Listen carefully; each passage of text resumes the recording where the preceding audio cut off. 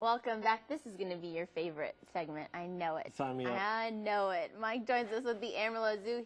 He's afraid of snakes too, Mike. Yeah. So we gotta take it easy on him. You brought a guy today. He's smaller than some of the specimens I've seen. And welcome, Steve, to the morning show. Thanks. A snake. Thanks. Yeah. And it's one of those you have to find snakes. Great.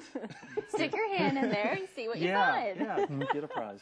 Yeah, this is it's a really cool snake because when you look at the tank, you think there's nothing in there, and that's what a prey item like a mouse would think if it's walking across the deserts of Africa, because this particular snake will lay under the sand and basically ambush. And if you look real, I don't know if you can see it from there, Steve, or not, but way over here, there's a little nose sticking up, and that's what they do. They lay under the sand and they wait till a mouse or a lizard goes by, and I don't know if you can see it or not. It's right. Oh gosh, you can't really see it. But when you kind of dig around in there, and Steve, you want to do this? No, I think I'll let you partake in that. If you dig around, you'll find the snake in there. There he is. And this is a Kenyan sand boa, and it's getting close to being full grown. They're not a very big snake, but they spend their entire time under the sand. Yeah, they'll get into the sand. They're protected from the hot sun and potential predators that might be looking for them, but they'll lay there quietly and wait till an unsuspecting mouse or lizard gets too close to that mouth area, springs out and gets its dinner. So if he touches any other part of his body, like the back or the middle, he doesn't respond, just around the head? Yeah, he kind of sticks his head up because his nostrils and his eyes are up there, and he kind of uses those senses to kind of detect something coming close. And they got kind of a neat tail too. The tail's kind of sticking out right there. Yeah. The tail's real similar in shape to the head. So, when a predator's looking for it, it may, mistaken the tail for the head, and that way the head's protected and the tail gets bit. So it kind of serves a good purpose that way too.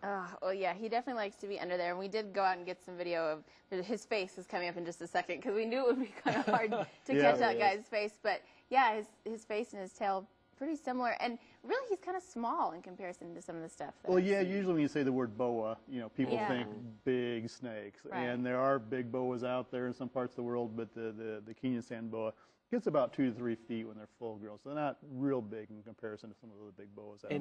You said this is an African snake. Where in Africa do they live? Usually northern, western Africa, more the arid, sandy areas. Suitable habitat for these guys.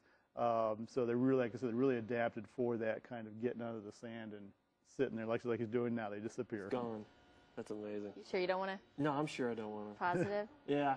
Okay. Let sleeping dogs lie and let snakes hiding underneath the sand lie too. Exactly. Well, as we said earlier in the weather, it's going to be beautiful today. It's a great day to go out to the zoo. Yeah. What are your hours? When can we stop by? We're open 7 days a week from 9:30 to 5, and next week during spring break we have all kinds of fun things going. We have keeper chats, giant tortoise encounters, so all kinds of fun things for kids to come out when they're out of school for the week and enjoy the nice weather. I'm excited, and we're going to feature a lot more at the zoo starting next week, to keep that in mind with the spring break holiday that's coming up.